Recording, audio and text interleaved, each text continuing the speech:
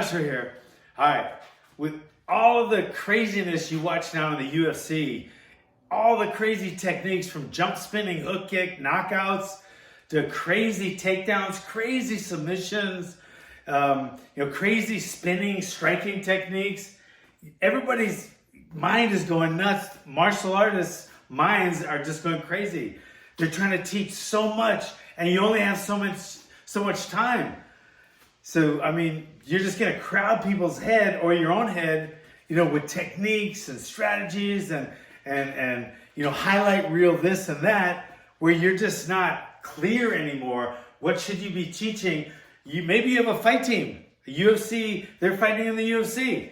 They can't be all over the place. It's not going to be effective. Everything you add, you got to take something away. So if you're gonna add a spinning hook kick to your repertoire, which is not a bad thing, you might be taking away time and energy from the double leg takedown. So you got to realize everybody, it's finite.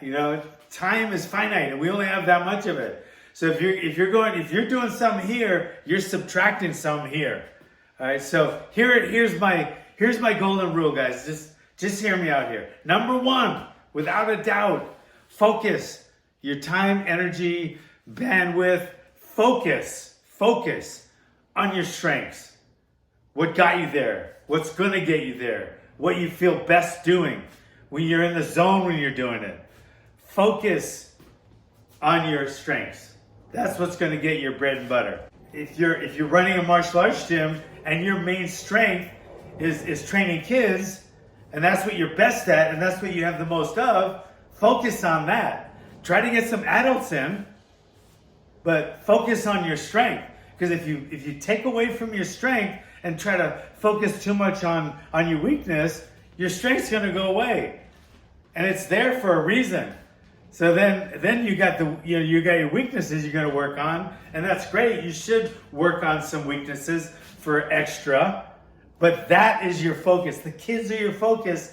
Put your stuff into that. If you're a striker and that's where you make your bread and butter and that's what you're best at, and you get into an MMA fight, work on your striking. Focus on that. Train with that more. Do that more in the fight.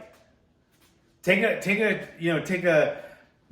double leg if you want, maybe, but always go back to your strengths, because that's what got you there. Focus on your strengths.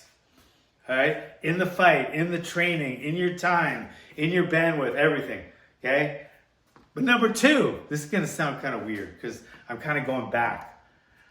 Okay, number one, focus on your strength. Number two, work on your weaknesses.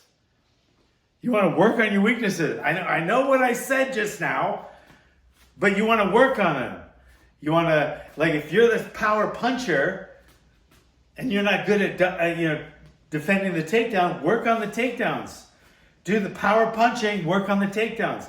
Work on the takedowns, then get in and do the power punching. Get the takedowns so you can knock people out with your strength. Okay? The same with the other way.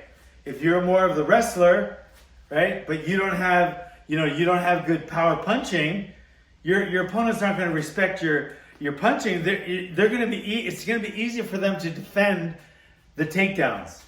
If you show them a little bit of power, you worked on it a little bit, now you're going to have better takedowns. The more power you have in your punch, the easier you're going to score the takedown, because people are worried about that too, right? So you want to give people something else to worry about, but you want to focus on your power. Okay? You want that left hook to be so good that you can tell people, I'm just going to hit you with a left hook and still be able to land it. That's how good I want you to be at your strengths. That's how much I want you to focus on your strength. But like I just said, you have to be able to defend a takedown, because it's hard to knock someone out when you're lying on your back. So you want to work on that. You work on your weaknesses, but focus on your strengths. So work on your weakness, focus on your strength. Thanks, guys.